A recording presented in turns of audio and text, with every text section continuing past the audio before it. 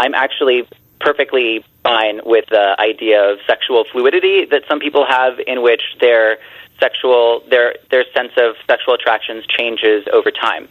My point is not that that is not possible, but that there are many people for whom that does not happen.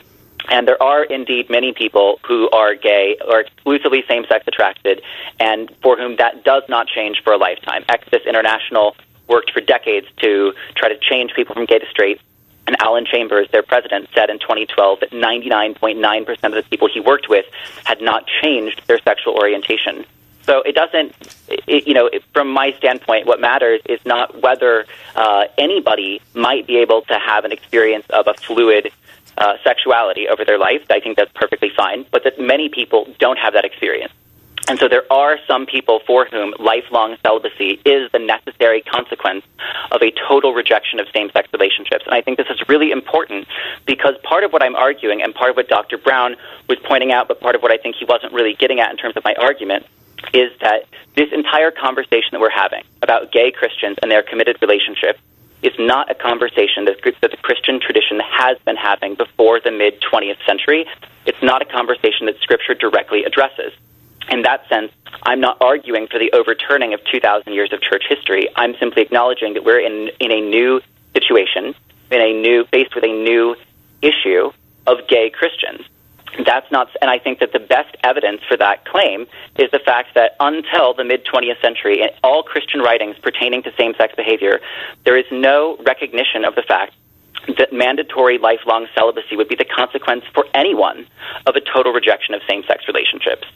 Once we realize that that's the consequence, even for some people, that puts us in a new interpretive environment that makes us ask that same fork-in-the-road style question that I was posing earlier. Okay. Dr. Brown, how do you respond to that? Yeah, that's the whole fatal flaw of Matthew's argument. It's saying that God himself did not understand the concept of sexual orientation, which is outrageous, and that he inspired the writers of the Scripture to write things that would be terribly harmful to same-sex attracted people, because if sexual orientation is a true concept, it's existed through the ages.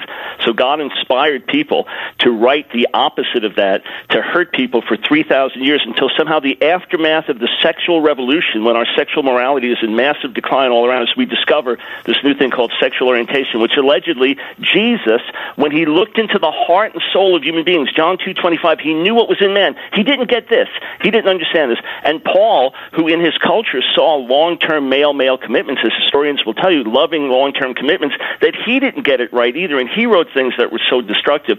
And when you have to overturn the Bible to hold Matthew's position, because Paul says, yes, not everyone can be celibate, therefore let every man have a wife and let every woman have a husband.